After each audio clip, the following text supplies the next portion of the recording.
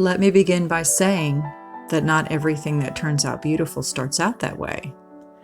This was a lot of trial and error and a lot of broken cement.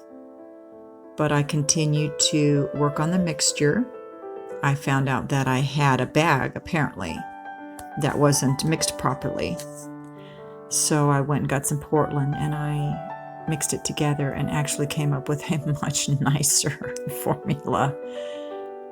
So I went ahead and started making little things like bricks, and which turned out to be very nice. I hadn't anticipated making a chimney.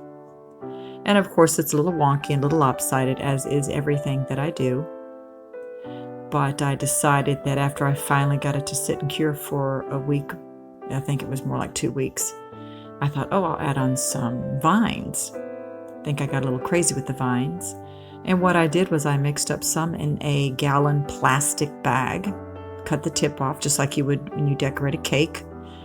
And the thing with cement, though, is that it doesn't just come out like frosting does. It actually just falls straight down. So it was really hard to angle the bag in such a way that I could get what I wanted, because I could hardly move the house around. You can't just shift it here and there and turn it over on its side whenever you want to.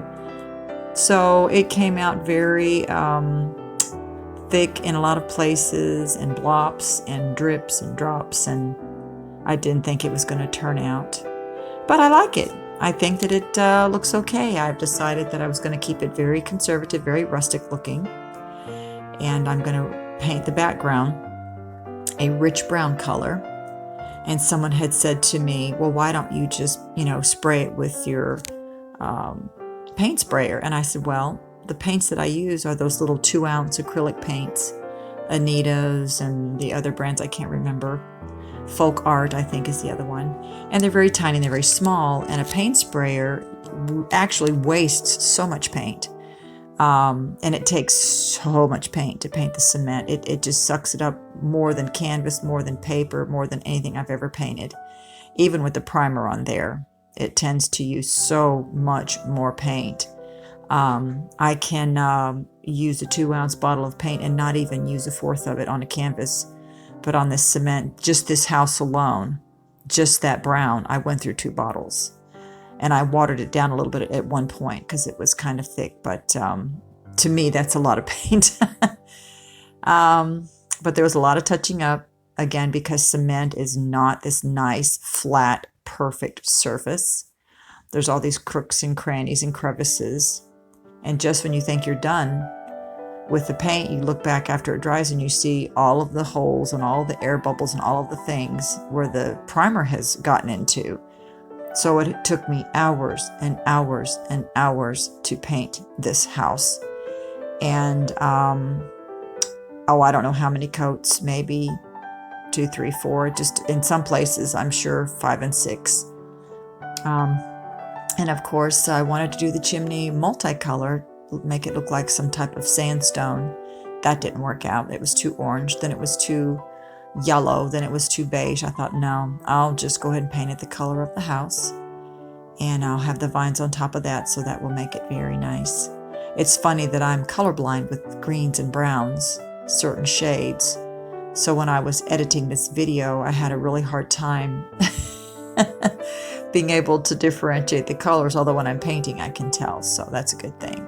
I've had people ask me, well, you're an artist, how could you possibly be colorblind? I said, well, just very slightly, and it's okay. It's never gotten in the way of me painting. So it took me, I can't even tell you how many hours. This video originally, after I had edited it, was down to about 2 hours. And I said, no, that's much, much too long. I'm going to have to speed it up and edit it some more, because after I got the basic colors on, it was mainly just vines and vines and vines. So I had to shave off so much time, and I couldn't believe I got it into an 8-minute video. So the little tree on the back was kind of a throw-in. I wasn't expecting to do that, but I had some extra cement, and I hate to waste anything. So I had squeezed it out, again with that plastic bag, on a piece of plastic. Well, there you go. I had this little tree, and I said, oh, I love that. So I put it on the back of the house, and it looked great, and it was perfectly symmetrical. The size of it and everything worked really good. So I cemented it on there. Now this color is a burnt umber, which is a dark brown, and I actually, even on the video it looks dark, but even in now, I mean, in real life, or whatever the word I'm searching for, it is very dark and I don't like it. It looks black. So knowing me, before I seal it, I am probably going to do something else. I'm going to have to repaint it and touch it up again because I don't like it that dark. I thought the only other way of making it pleasing to my eye is to make some shutters as I'm doing the outside of the door, that dark umber, that I thought, well, if I put on some shutters around the windows and carry that dark color around the house, maybe that will make it look more appealing to me. I only have 2 windows on this house, so it would be not a problem, and I think that that might make it more, more pleasing to my eye. And again, vines and vines and vines, and painting on top of that dark color. I had to do about 3 coats. It took me hours. I can't even, some people ask me, well, how long does it take you to do a piece? It's hard to tell because you stop and start so much and you spend so many days and weeks on something. It's really, really hard to, come up with an exact amount of time. This house is very heavy, and every time I add something to it, it just makes it heavier. And I told my husband I would love to be able to weigh it. I think it's a good 35, 40 pounds. After I put the chimney on, it just added so much more. Here I'm showing where, see, even the little, after 2, 3 coats of that color, I still have little pockets opening up where that primer is. Here I'm just adding a little highlight to make the vines a little bit more 3-dimensional. It's really hard to see in the video, but once it dries, it looks okay, and I'm probably going to add more. Again, I'm never ever quite done until I seal it, and once I seal it, it's over. Here I was going to put some mineral oil on the door, but I decided to go ahead and seal it because it is going to be outside. The wood is, I think we used walnut. I'm not sure. I know on 2 of my houses it's cedar, and I've got a walnut door, but I think this is walnut. And I love the polyacrylic. I've used it on my wooden houses. I've used it on several of the cement houses I have outside, and I love it. It doesn't peel. It doesn't discolor. It's just a wonderful product, and this is a free plug. And for right now, this is the final product. It has to sit for at least a week or so. I'm going to let it just cure really nice. It's been pouring down rain, and it's cold outside. So it's going to take a little while. I'm going to give it about 7 to 8 days.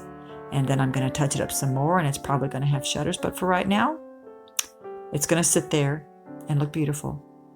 Thank you all for watching. If you have any suggestions or comments or anything you would like to add to this, just please comment below. Thank you.